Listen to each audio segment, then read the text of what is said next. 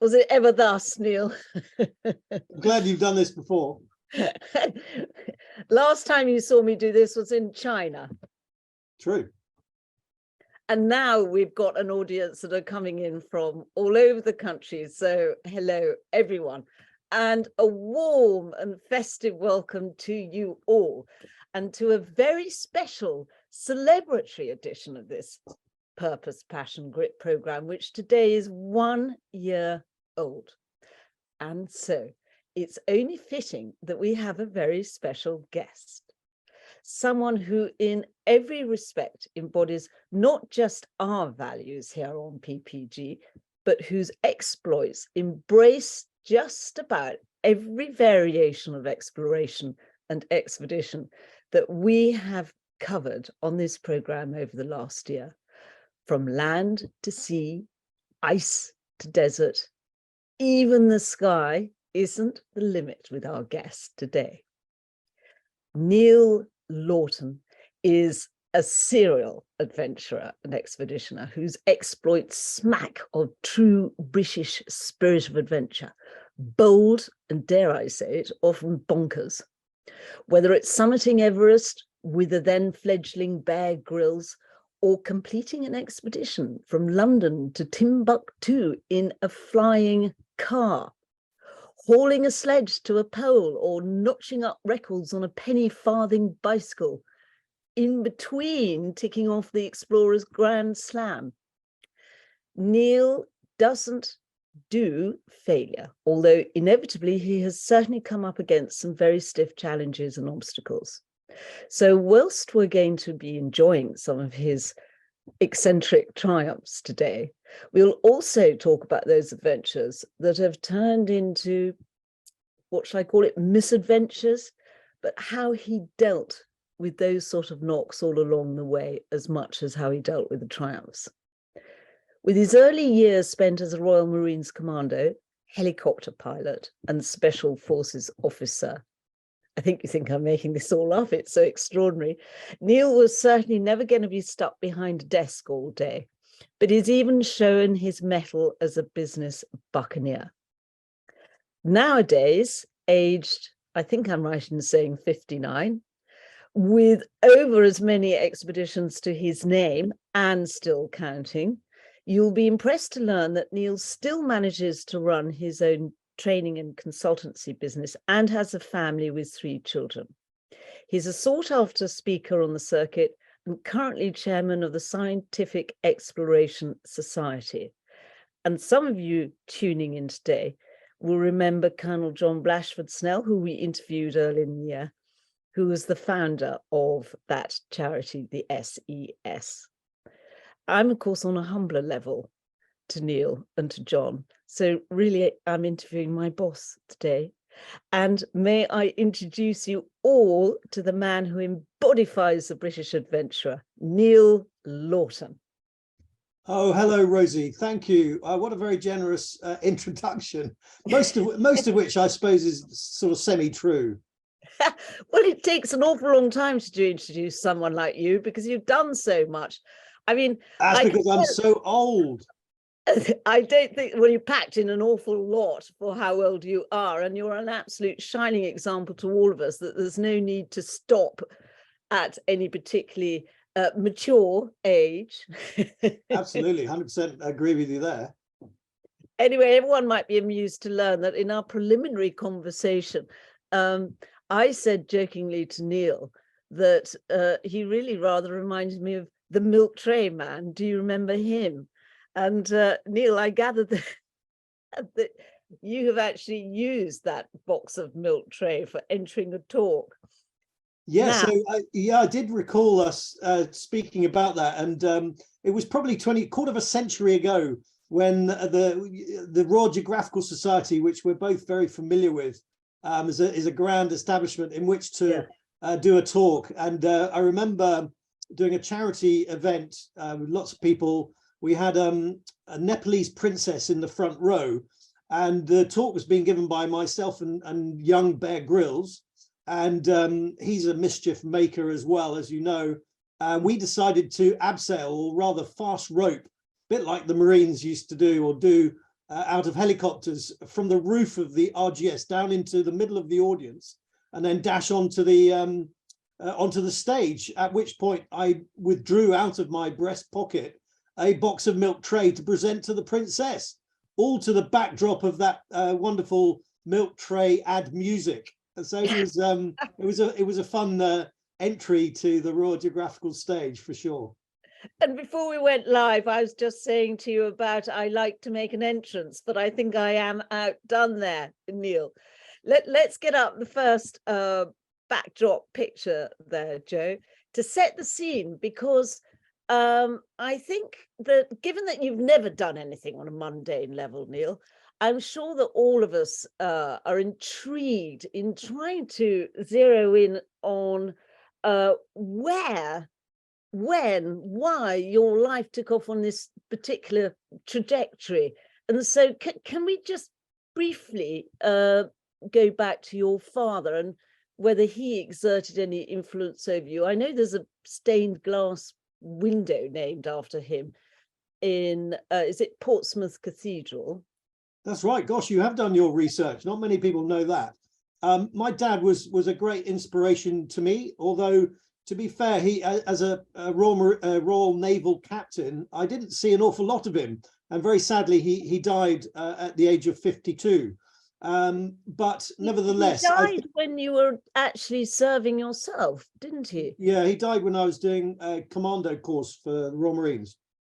Now, was it because of your father that you joined the forces, and was it willingly, or was it out of some sense of filial duty? Who knows? But I do recall the moment, and it was, I believe, when I was 12 years old, still at junior school. And my dad, who was commanding HMS Bulwark, which was an aircraft carrier, was doing exercises in the Solent off Portsmouth. And he had obviously liaised with the headmaster and sent a Wessex 5 helicopter, landed in the school playground. And myself and I think 2 or 3 best pals at the time were squirreled away on the helicopter. We then flew to the ship, landed on the moving aircraft carrier out in the Solent, and then proceeded to spend 3 days, being guests on board Her Majesty's aircraft carrier, HMS Bulwark. It was an incredible experience, one which wouldn't happen with health and safety and so forth today.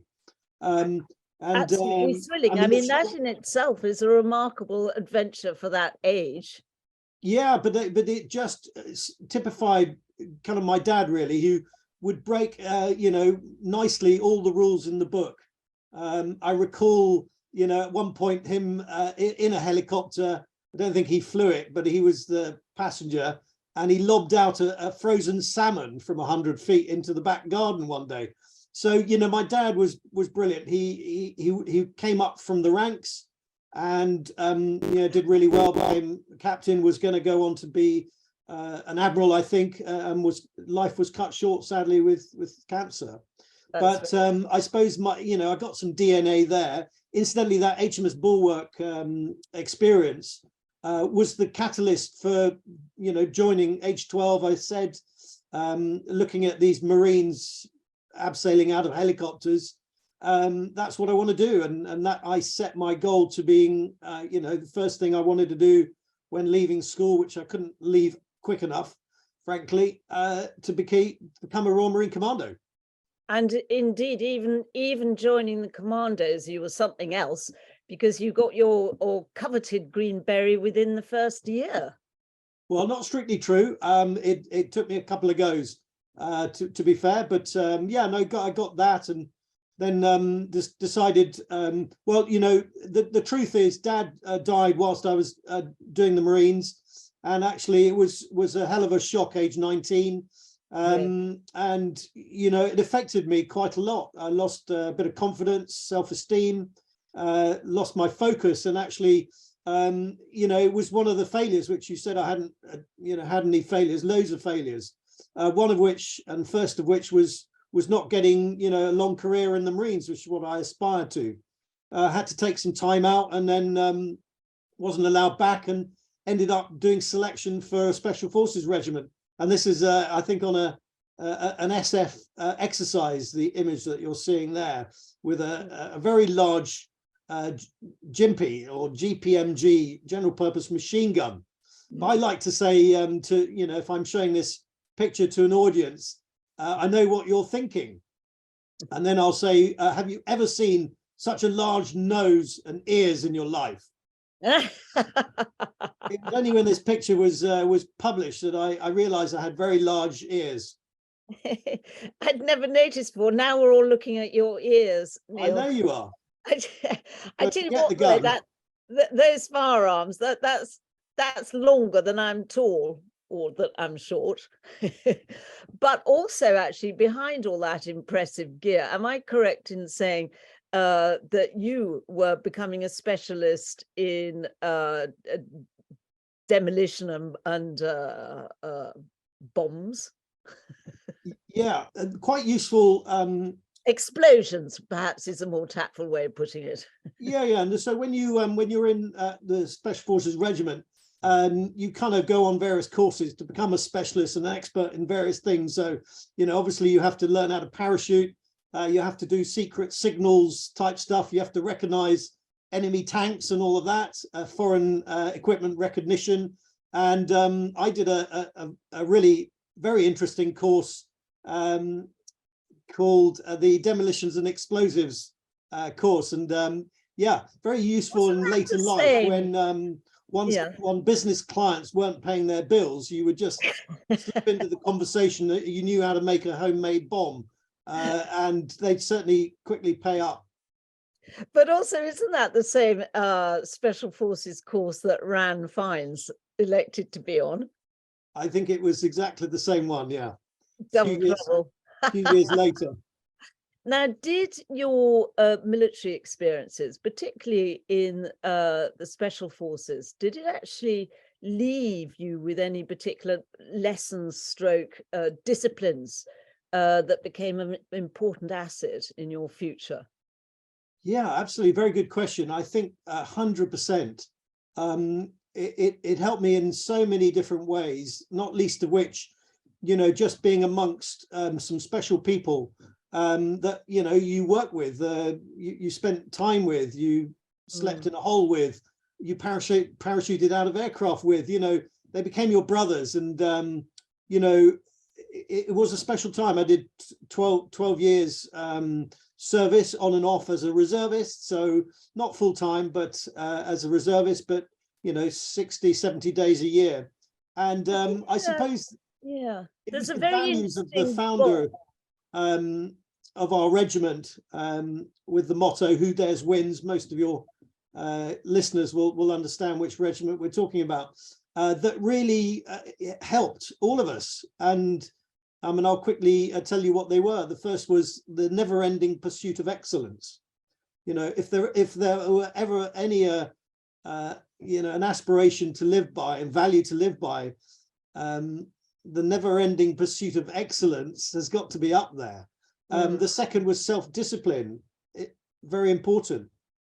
Master that, and you've mastered most things in a personal level. And then, of course, just thinking of others, you have number 3 and 4 is humility and humor. And if you follow those kind of principles in life, then I think it certainly helps, and it helped me. Gives one great strength. I love what you've just said, and also that when you think of what you go through from the training to the actual live experiences with your team mates, the special bonds that are forged, because you all recognize that, or you hope that each of you has those same values that you were talking about. And yes. I think that this is something that one looks for, and I imagine that you were looking for and also looking to draw out in the people that you were eventually going to lead yourself in the world of exploration and expeditions. Absolutely. And you'll know as well as I that it's crucially important to pick the right people to join you on a difficult challenge, whether that be a business challenge or a military challenge or even an adventurous challenge. I tend to find that actually one one can almost judge them, almost like the Terminator. You get a printout in your mind within 2-3 seconds as to whether that person is of the right stuff. Well, as they say, first impressions count. Yes. And yeah, I mean, for me, I'm not quite as intuitive as you probably. It would take me, Well, I'm a woman. maybe a day, maybe even, training weekend to really get under the skin and really understand whether somebody's got the right characteristics to survive a particular, be an asset on an adventure or as a team member of something. Yes, well, of course, you're quite experienced in the process of selection, and that includes in business as well, because all those values that you mentioned can translate into other people's worlds and the world of business. And after leaving the military, you actually showed your mettle. Here we go, setting up there was a string of businesses you were involved in, but one in particular that you founded, set up, ran, and eventually sold out to the city, a FTSE company. And here, I think, am I right in saying this is all of you, the OPG team, before you were bought out by Balfour Beatty? Yeah, that's right. That was my, if you like, my main business career company, and I founded it in 1994, having been let go by a number of managing directors of when I was an employee. I thought, sod this, I'll set up my own company in a similar vein and start recruiting some people. And then we had a really good, successful journey with a few ups and downs. We had at one point £250,000 bad debt, which was definitely a bad day. But those sort of points in time, the adversities, force you to think really creatively and innovatively, and bravely to go, what do we need to do now to overcome this issue? And in order not to go bust, I simply said, just to give you an example, to the team, it was about 4 years before this photograph was, 4 or 5 years before this photograph, I said to the team, right, to get us out of this financial hole, we have to quadruple the size of project that we now pitch for. We'd been in our comfort zone for 5 or 6 years doing £250,000 projects and doing them almost in our sleep. And we weren't really pushing the boat. And, this crisis of a £250,000 bad debt forced us to be braver and to be more, courageous in terms of what we were doing. And I simply said, we need to quadruple the size of client. And well, I'm very glad it wasn't actually just referring back to your demolitions expertise that got you out of the £250,000 debt. And you went on then, actually, flying high ultimately with this company and selling out and making a tidy sum. And then very briefly hit the ground for a bumpy ride with trying to set up your own airline. Yeah, so another terrible failure.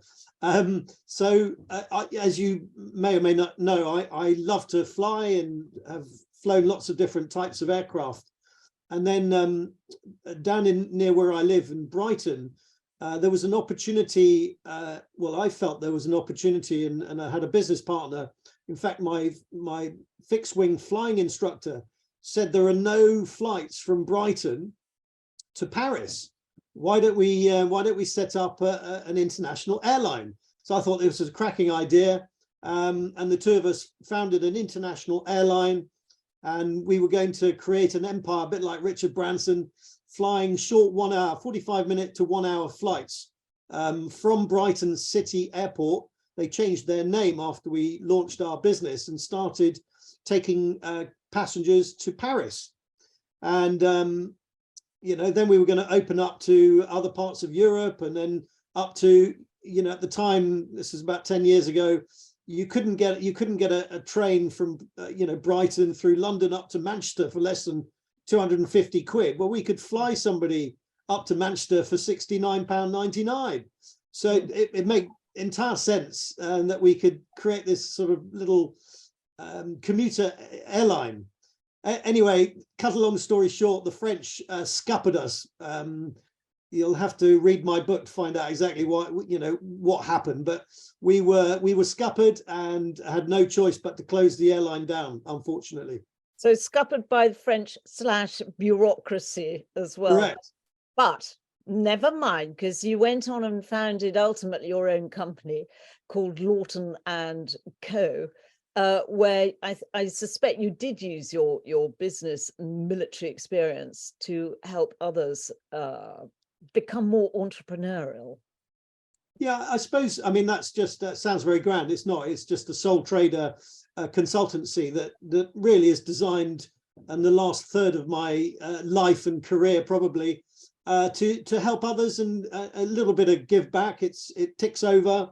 I've got a number of clients that we try and help become better leaders ultimately, and therefore also to run more successful businesses as a result. And fantastic, and to bring out those qualities that you mentioned before. And after all, everyone's going to sit up and pay attention to you because of what you've achieved. Because, you know, even in your earlier business days, you were already developing a relationship, shall I say, with not just adventure, but in particular Mount Everest. And for everyone tuning in, Neil has been to Mount Everest no less than 5, probably more by now, but as far as I know, 5 times. And it's particularly impressive given that the first time you were on her, you weren't put off, because as the image here reflects, it was the year of the worst storm in 100 years. Can you tell us a little bit about this, Neil? Because here you are, we're talking to you, 8 people on the mountain at that time perished. Yeah, look, it was a sad time. It was 1996, middle of May.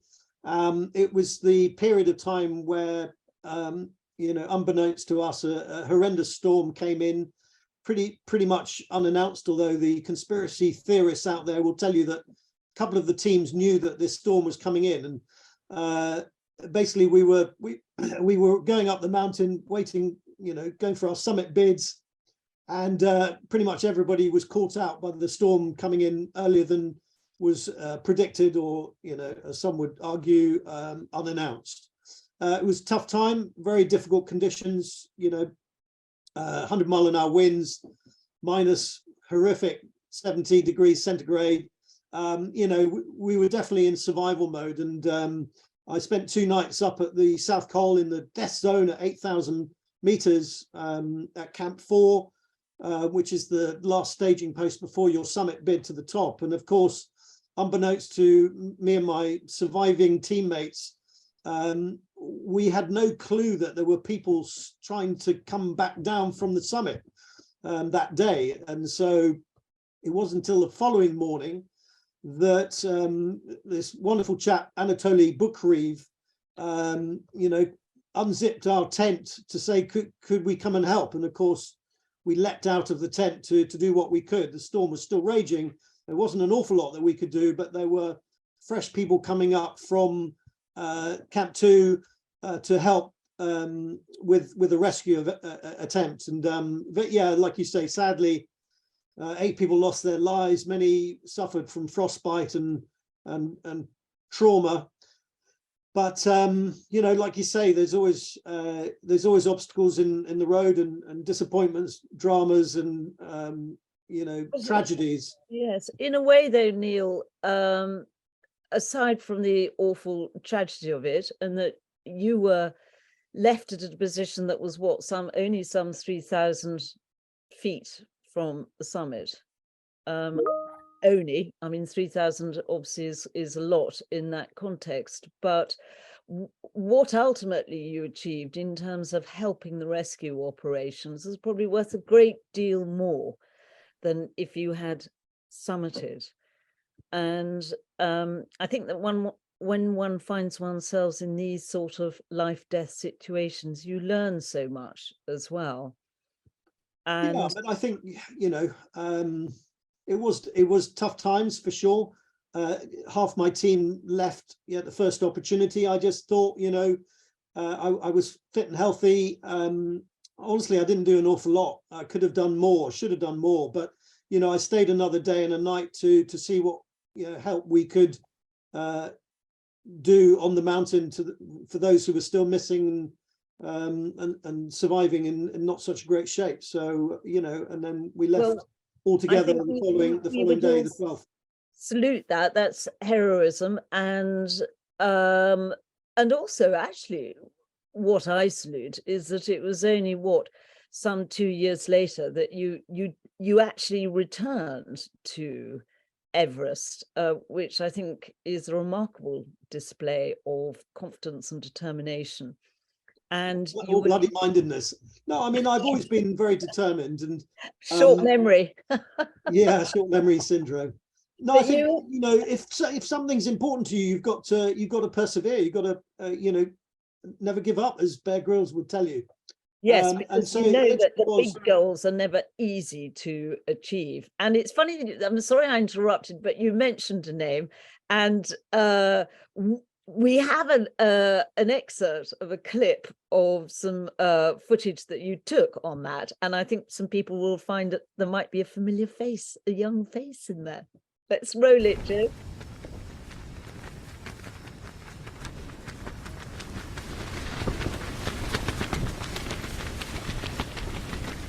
Well, we're sitting here in this shitty little tent that's got holes in it at 8,000 meters.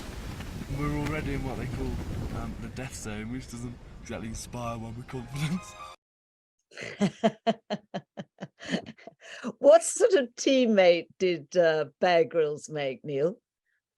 Yeah, he was great. Good fun. Always had a smile on his face. And, you know, strong. He was 23 years old, determined.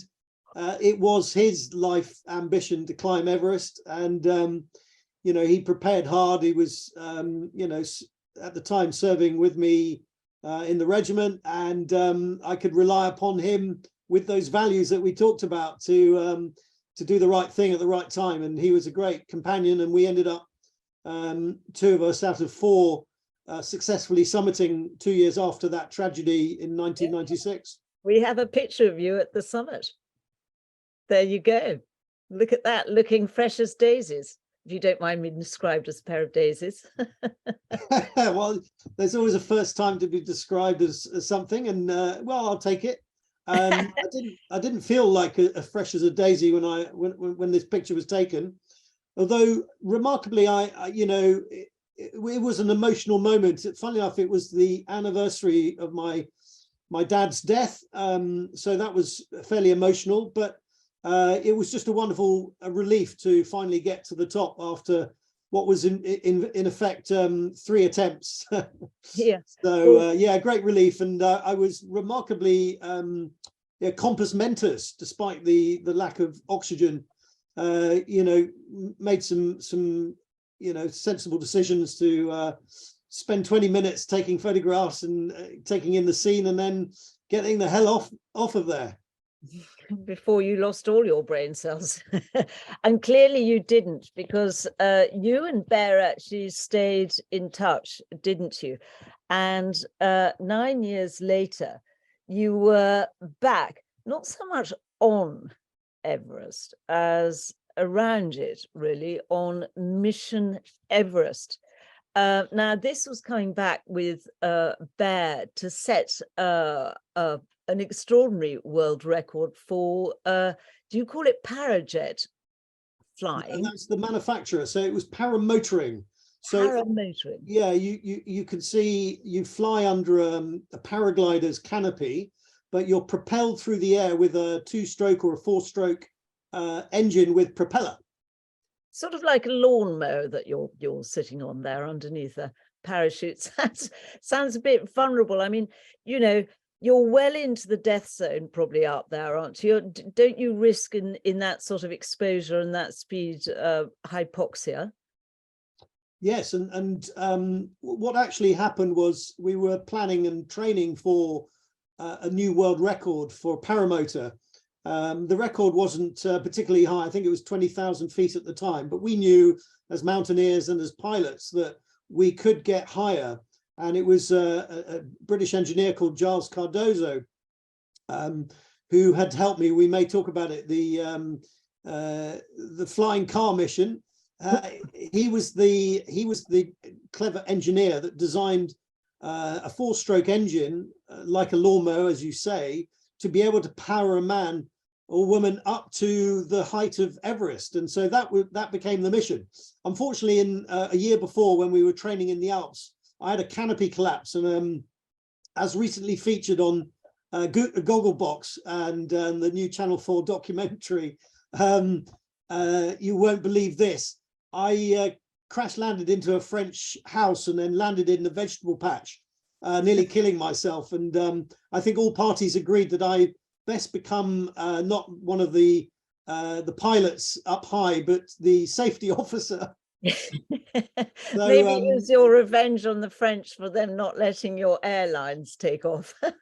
Kind of, but you see a picture, I think, of Giles or Bear on the record flight.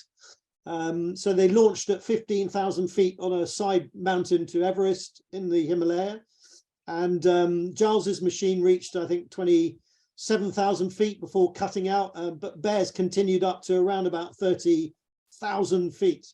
Wow. And I suppose smashing the previous record. That's giddy heights, surely heights that affect, for instance, your fuel mix, or do you become dependent on thermals up at that sort of zone? No, it was purely a powered flight. So it was the clever engineering that Giles had designed, that the engines, would last and work that well up that high. And then secondly, having the right kit and equipment, including an oxygen system to keep the pilots alive. So it's quite a complex, difficult and somewhat dangerous mission for sure. Somewhat dangerous. But despite that, you were triumphant, and in more than one respect, because Mission Everest raised a cool 1 million for a charity called Global Angels. And I think the angels must have been with you all as well, myself. Yeah, I think they were. You were in their territory after all, that high up. And I have to say that was mostly Bear's initiative. He managed to snag a really cool sponsor, and they got behind it, and really helped us profile it. It became a Channel 4 documentary called Mission Everest, and of course, raised a really significant amount of money for that charity. Well done. I think that's huge, all-round team effort. Well done. And you couldn't resist going back again with the intention of a rather light-hearted idea, nonetheless not without danger on Everest. But fate intervened once again, didn't it? Because was this when you were hoping to host a dinner party on Everest? And so I discovered that there was a Guinness World Record for formal dining held by a Briton at 6,400 meters, somewhere in the Himalayas, and I thought, that what a great thing to do. So I chose the North Col, which is 7,000 meters, so 23,000 feet. Definitely, we'd beat the record if we got there. And recruited a team. We took 3 or 4 years to prepare, actually quite seriously, just by having fun, having dinner parties on Mont Blanc and Ben Nevis and various other Scottish highlands. And then it was time to have a go at the record. And we took all our bottles of champagne and wine and beer and Taylor's Port to Everest. Well, I can see Taylor's Port. Yeah. I recognise the Taylors, and I recognise Mum's champagne. And I'm very concerned because not so much for your safety in this context, but really rather for the champagne. I have my priorities here. Didn't you have a problem with the champagne freezing and the cork bursting out before it was scheduled to? Yeah, we did. We did a toast to Her Majesty the Queen, and so this was back in 2018. I will say we had an attempt in 2015 with a different team. A couple of the members came back, but the first attempt, unfortunately, was interrupted by that horrible and terrible earthquake that struck 25th of April 2015, and we were at 21,000 feet on the north side of Mount Everest, climbing up to Camp 2, I think, when that earthquake struck. So, yeah, those people who are doing the history books will one day say that Neil Laughton survived two of the worst disasters on Everest. But there we are. We went back 3 years later with our Cordon Rouge and our Taylor's Port, which incidentally is weird because Guinness World Record obviously have no clue that altitude, climbing and alcohol are not great bedfellows. But anyway, those were the rules. We had to drink and toast Her Majesty the Queen and drink with every course, 3 courses. I persuaded a 2 Michelin star chef to produce the food for us. And we had a lovely time. There we are on the North Col.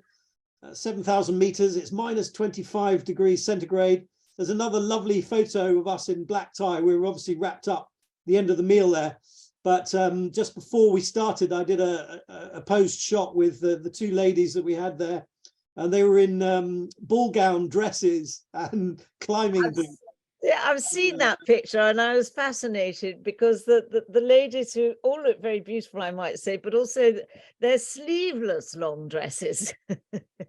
I know. I think they had thermals underneath. Nevertheless, it was a great effort, and you know, they were very brave. They weren't naturally mountaineers.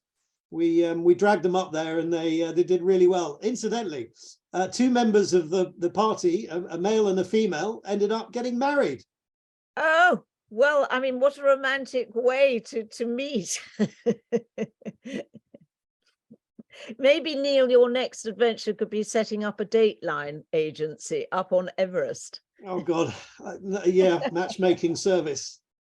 Anyway, let's move away from Everest, because that's not the only mountain, although it's a very special one to you in your life. But very quickly, a little interlude here, because you were busy climbing other mountains, you know, important mountains at the same time, accumulating what is known as the Explorers Grand Slam. But most of our listeners probably won't be familiar with what that is. So the Explorers Grand Slam is just kind of a made up thing where you climb the highest mountain on each of the 7 continents. And they're not all I mean, obviously Everest is included as the highest, but of course you've got the highest in South America, North America, Antarctica, Africa, Kilimanjaro, nice and easy. So they're not all desperately technically difficult mountains, but they're geographically diverse, different cultures, and just a you know, lovely challenge. And then when you add some sort of ski journey to the North and South Poles, I can't remember who it was. Somebody termed you know, the 7 summits plus poles to become the Explorers Grand Slam.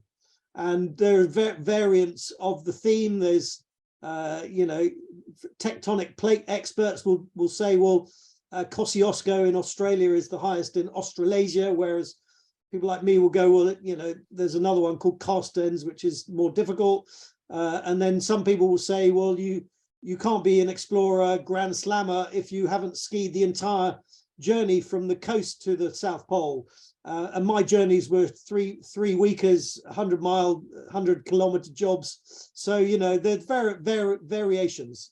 I suppose I did the executive version.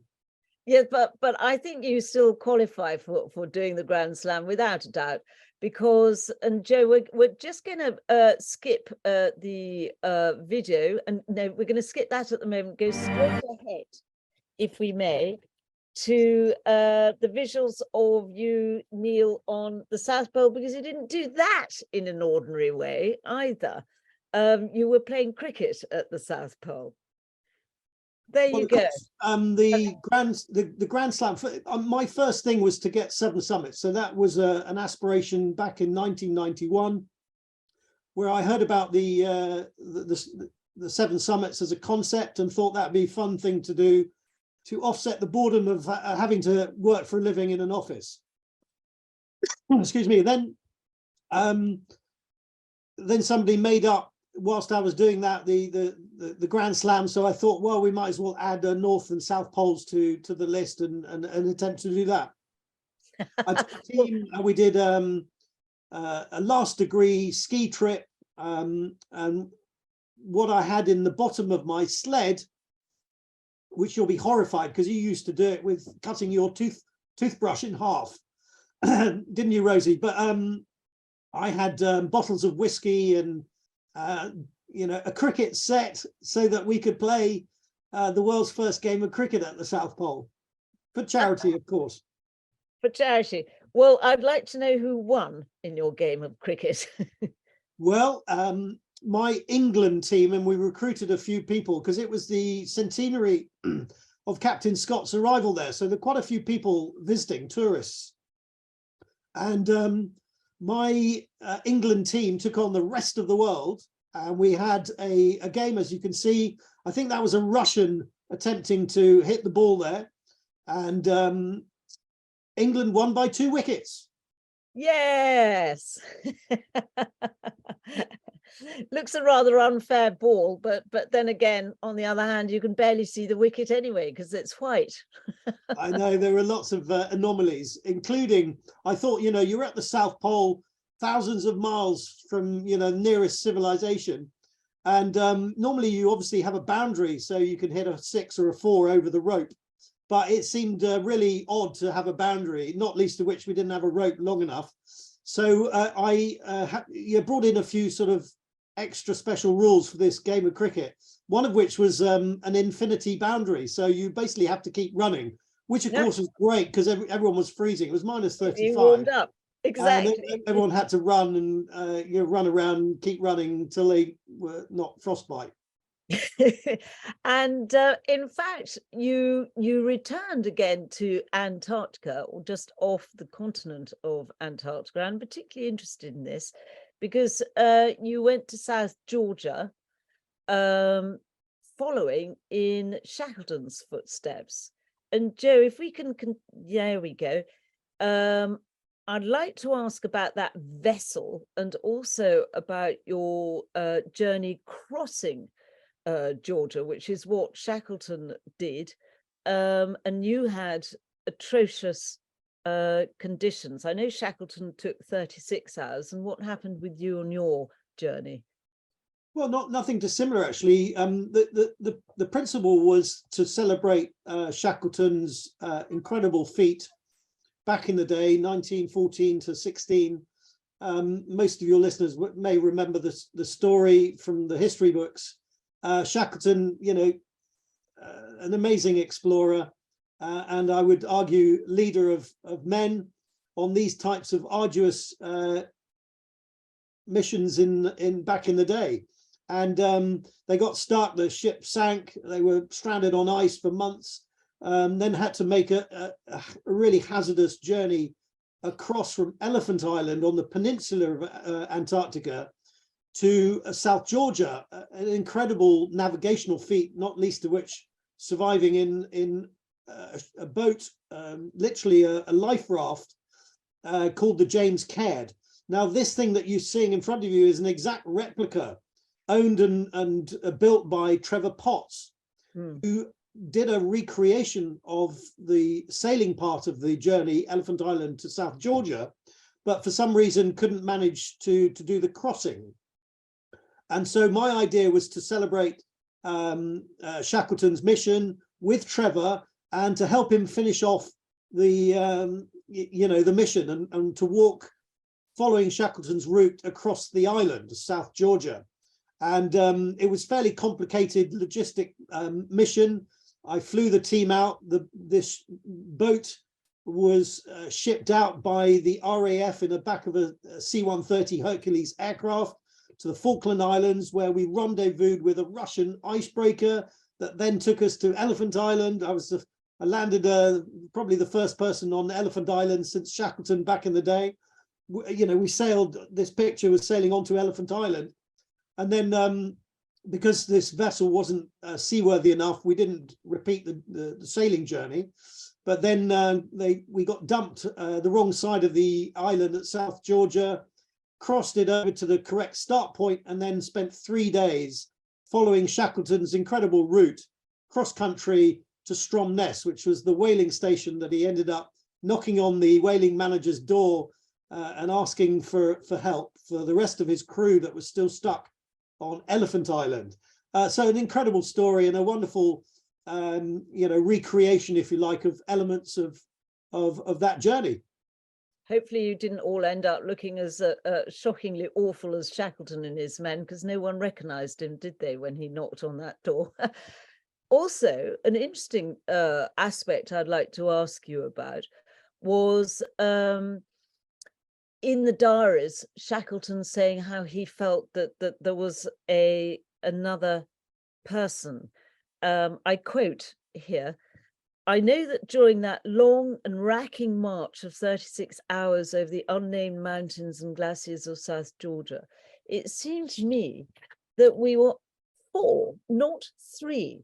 I said nothing to my companions on this point, but afterwards, Worsley said to me, 'Boss, I had a curious feeling on the march that there was another person with us.'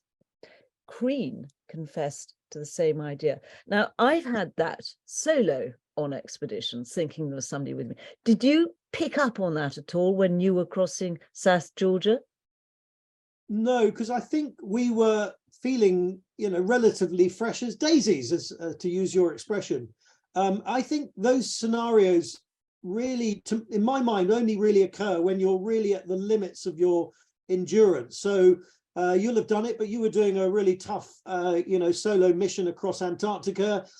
Shackleton was at the end of his tether. He must be absolutely exhausted at that point. And I remember reading Stephen Venable's climbing Everest, solo at that point above the South Pole without oxygen, the first Briton to do so, and having similar things. So I think it is a scenario where when you're at the ends of your, endurance and physical limits, that maybe you start to hallucinate in this way. It's not something I've really encountered myself personally.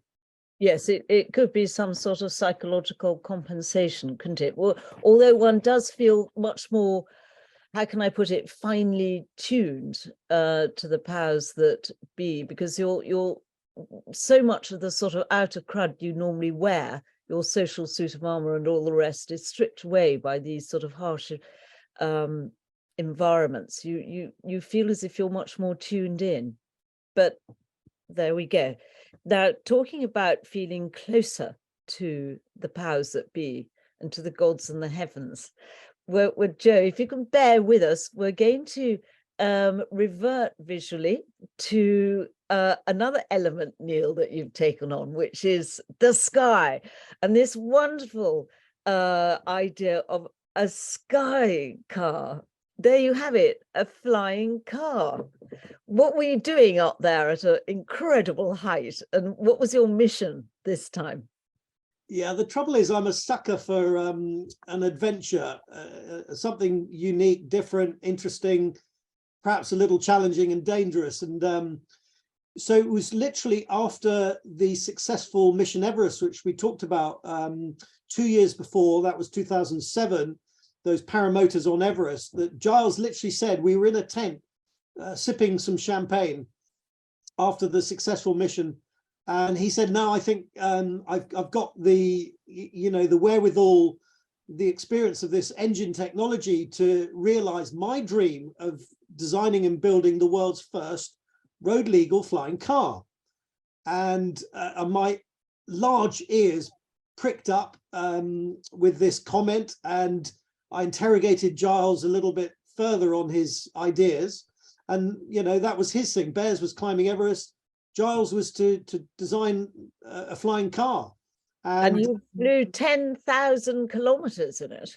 Well, yeah. So essentially, what happened is I tentatively asked how much to make a prototype, and he gave me a eye-wateringly large sum of money, which I had no idea how I was going to find. But I reached across the tent, shook his hand, and said, "I will be your customer. Let's make it happen." And so I set about, trying to find the money. And the way I did that was by designing a challenging maiden flight and voyage. And I chose London to Timbuktu, which of course would involve a couple of crossings, one of which, incidentally, you're seeing in the picture is me flying the Straits of Gibraltar. So from southern Spain, Tarifa, to Ceuta in North Africa. And obviously 2,000 kilometers of the Sahara Desert to boot as well. And it was an extraordinary journey back in January, February 2009. Well, you don't want to actually have any problems and have a forced landing, well, either above water, like here, or I imagine some of that route is not exactly friendly territory, is it? No, I mean, in parts of Africa, we were going through, I think, Western Sahara to Mauritania. There's 3 miles of, minefields that you have to traverse through with a guide. Thankfully, you knew the way. But, either side, I counted 70 blown up cars and vehicles on, just off the route. So there were some tense moments. 2009 was also, Al-Qaeda territory, and there was quite a lot of thuggery going on in the Sahara region. And then, of course, the physical elements of flying a prototype vehicle 3/4 of a ton in weight across stretches of sea and sand were certainly buttock clenching moments one had. But then once again, you were reunited with your champagne after the triumph of this long voyage. And listeners must be thinking I'm an alcoholic with all these stories of champagne, but I assure you I'm not. One does like the odd tipple for sure. Well, I was beginning to wonder, because you seem to be able to drink champagne in the most extraordinary places in the world. But well, that gives me an idea. uh-oh, I wait to hear with bated breath. In the meantime, I would also urge our listeners to go, if you go on to Neil's website, Neil Laughton, there is a gallery where there are stills and there are videos, and there is a buttock-clenchingly exciting, to steal your phrase, video on your Sky car. Please do watch it, because I sat enthralled watching it. And very quickly, flitting through, you've also done ski jetting, and you've done, there we go, that was all around the circumnavigation of the British Isles for the RNLI, and then you'd circumnavigated Ireland in aid of the RNLI and Help for Heroes. And then, as if that wasn't enough, you also led a team of paddleboarders on a circumnavigation around Easter Island. We have to include that, because I know that Joe, who's our tech wizard, was very much lit up and excited about paddleboarding. Well, that was quite fun, because nobody had ever thought about paddleboarding around a Pacific island before. One so remote, and it was actually a client of mine who said, Neil, I'm really bored, can you come up with an idea? So I literally Googled, what do you like? I said, she said swimming and fish or something, and I put into Google the remotest island, inhabited island in the world, and up came Easter Island, 2,500 miles off the coast of South America. So I thought, okay, well, let's paddleboard around that then. And I wasn't actually supposed to be an idea for a client, but I ended up thinking, oh, I really love to do that, so I ended up organizing it. I'm quite tempted to become a client and put myself forward as a client and see what you suggest. No, my clients have to be very careful, because they end up they think they're getting some business advisory service, but they end up coming down the Amazon or paddleboarding around Easter Island and so forth. And also, actually, it's quite a weight on your shoulders in terms of responsibility, because a lot of your undertakings are risky, which of course the client knows, it's why they're doing it. But there was one expedition which is slightly different that you were attempting, which was crossing the Bering Straits. And that ended up in a rescue mission, didn't it? And I think you probably both nearly lost your lives. How did you deal with that afterwards? Well, that's a chapter in its own, on its own, Rosie. But essentially, James Bingham was a great friend of mine.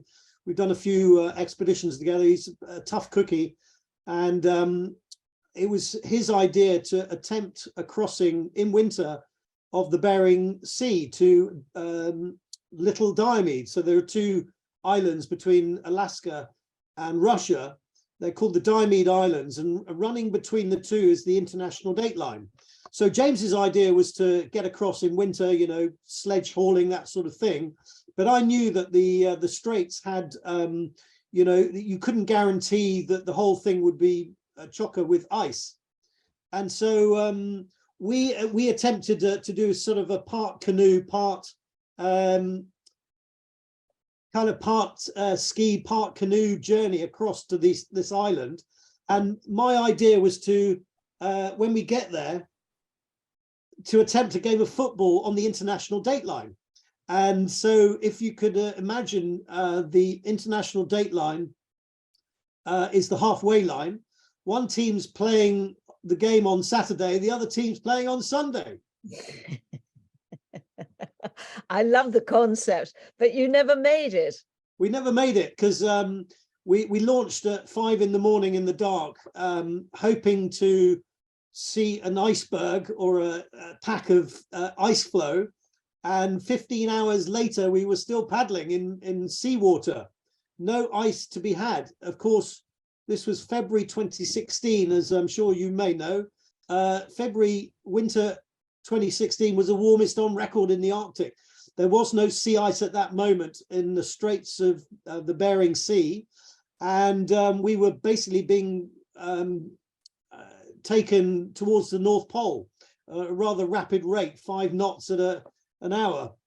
And so we realized when the sea started to freeze around us that first night after many hours of paddling, that we weren't going to make it. And so a better part of valor, we started our emergency contingency plan, which included helicopters from Alaska. They couldn't come and get us because the weather was terrible. And then our last chance of survival before being blown to the North Pole was the US Coast Guard, Kodiak Island, about 1,000 miles away from our position. And it was just within range, and they very coolly said, yeah, we'll come and get you. So that was nice. My goodness, well, it was an adventure in itself, quite remarkable.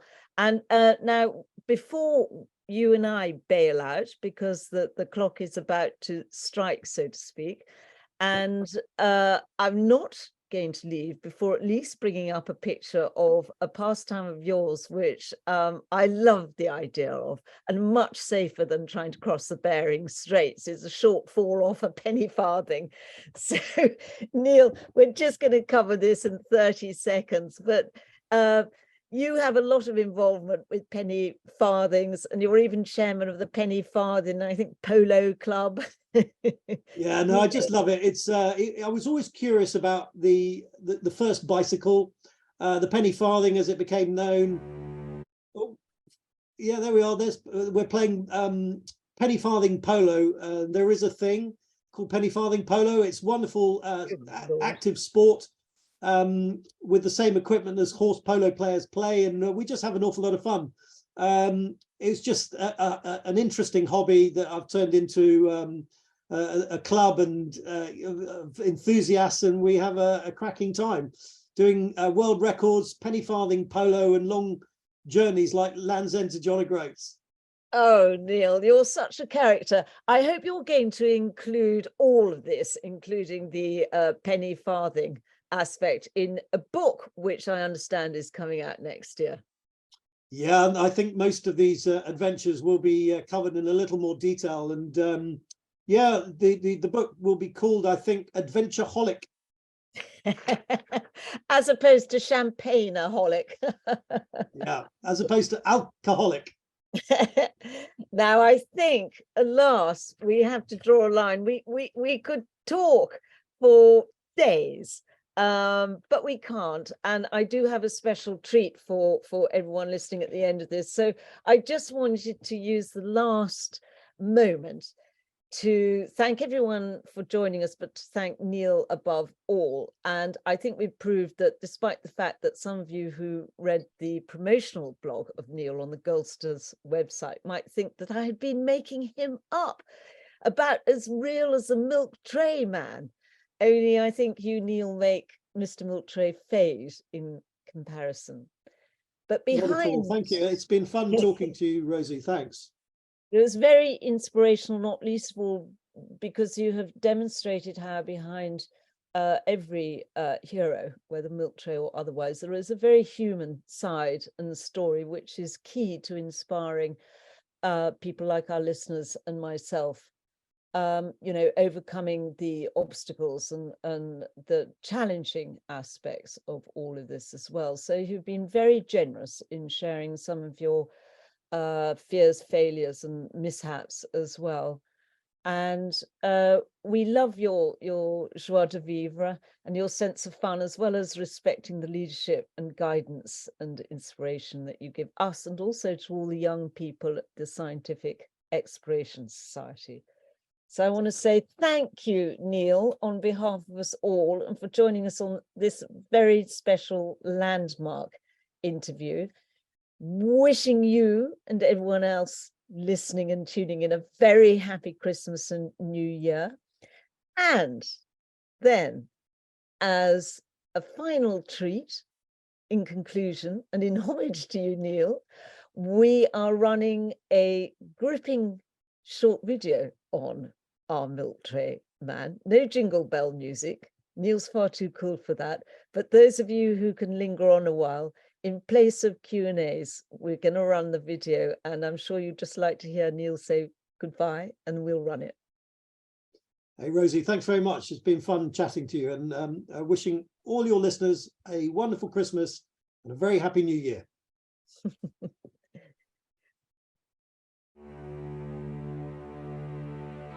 Two South Londoners who conquered Mount Everest in May are being honoured tonight. Neil Laughton was on the Everest climb with Bear 2 years ago. Well, explorers through the years have recreated the trip that Scott made, and a team of adventurers, including former SAS officer Neil Laughton, are there now. A British team led by Neil Laughton have just returned from retracing Shackleton's steps. Party organiser Neil Laughton is already living the dream. Those of you who've been sitting in his seminar, I think have been blown away by it. So a little bit more about flying a car from Europe to Africa.